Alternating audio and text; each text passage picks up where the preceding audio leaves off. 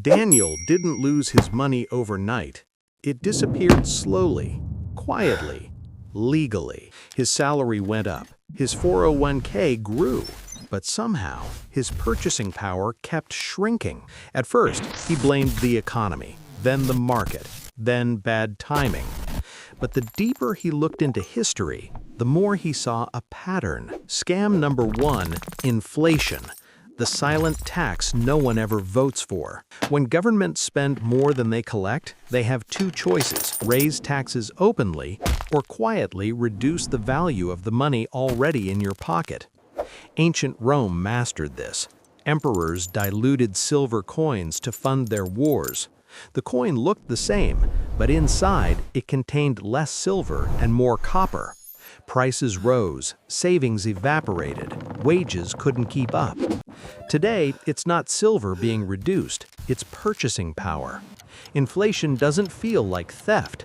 That's exactly why it works. Before printing presses, governments had something more direct. Scam number 2, forced lending.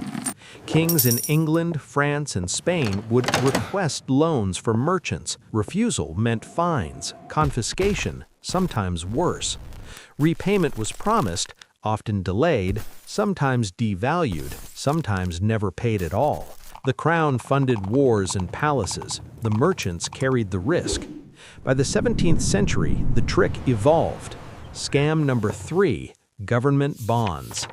Investors lent money to the state. In return, they received guaranteed interest. Sounds fair until you ask who pays that interest. Salt, beer, fabric, everyday goods were taxed to fund those payments. The wealthy earned stable returns. Ordinary people funded them. Daniel started to see it. The safest investments were backed by his labor. Scam number 4, deficit spending. Governments borrow today and promise growth tomorrow. But debt doesn't disappear. It gets rolled over again and again. And when repayment comes due, taxes rise or money gets printed. Daniel noticed something else. The spending rarely shrank at the top. Defense contracts, corporate subsidies, emergency programs. The burden moved quietly downward. Scam number 5, bailouts. In 2008, major banks took reckless risks. When the system cracked, it wasn't the executives who paid first. Taxpayers funded massive rescue packages. The banks survived. Many families did not. Profits were private. Losses were public.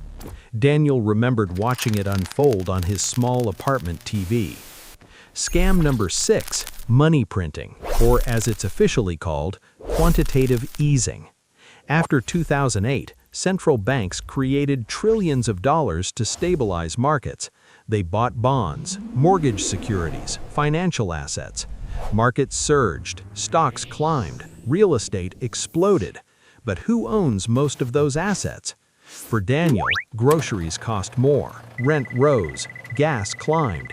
Money creation protected the system. Inflation hit everyone else. Scam number 7, regulatory capture. Rules are supposed to protect the public, but often industries help write those rules. Complex tax codes, thousands of pages, endless loopholes. Complexity becomes camouflage.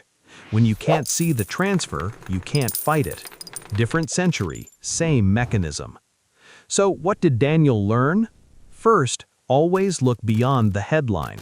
Second, build assets that hold value beyond currency. Third, understand the rules of the system before you trust it. Systems protect themselves, not you. History doesn't repeat exactly, but it rhymes financially. Team blind trust or team financial awareness? Decide.